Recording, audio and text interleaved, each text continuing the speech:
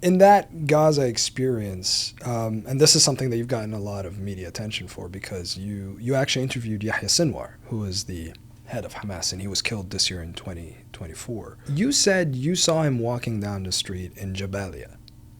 Again, what was that experience like? So you just saw him walking down the street with his entourage or, his people, and then you approached him? Yeah, I mean, literally, we were just walking down the street. He'd come out of a mosque and he had an entourage around him. And we saw that there was, some movement, or there was definitely somebody important who was across the road. We didn't know who it was. And then, one of our members of the team is like, it's Yahya Sinwar.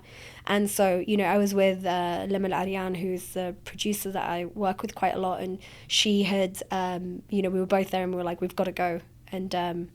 And the Palestinian team that we were with were also saying, go speak to him. So we just. What was going on through your head as you were approaching him? Like, you're walking towards him right now. Let's just go speak to him. That's get it. there. Yeah, immediately. Because we had been trying to get an interview with him. Everyone had been trying to get an interview. If you went into Gaza at that period of time, Yahya Sinwar is the leader of Hamas in Gaza. You want to interview him. But we were told over and over again, he's in hiding. You're not gonna be able to interview him. Right. Like, it's just not gonna happen. But you get told this a lot when you're a journalist. You still try and get that interview. You still try and get the access. You'll still have those meetings. And so we had been talking about wanting an interview with Yahya Sinwar, and Lema had been trying to set up an interview for some time.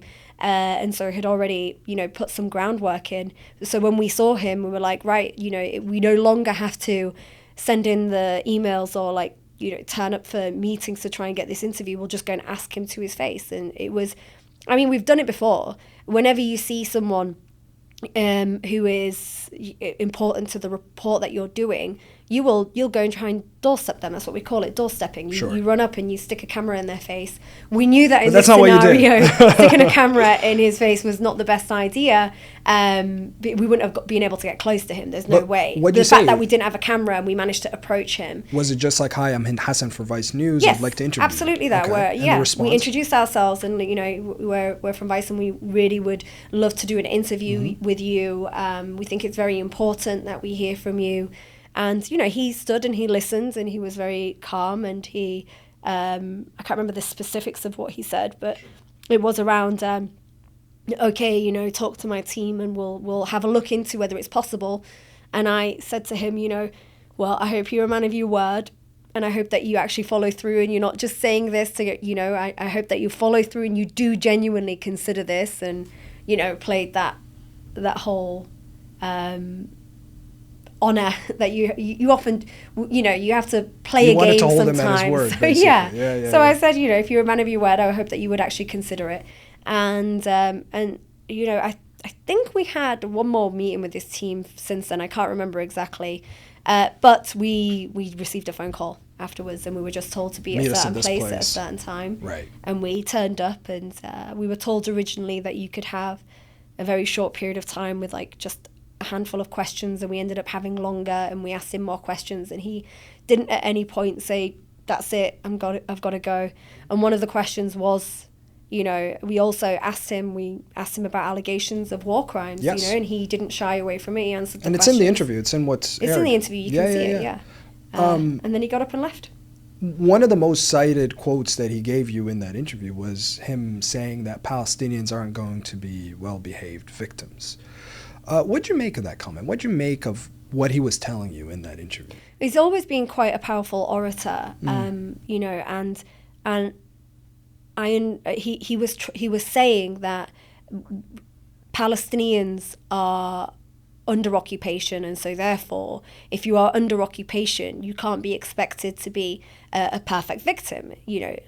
And he also referred to Black Lives Matter, and I guess he was trying to make that link with liberation struggles and that you can't expect them to be perfect. But at the time when we made that, when we did that interview and it went out, it didn't really have much of an impact.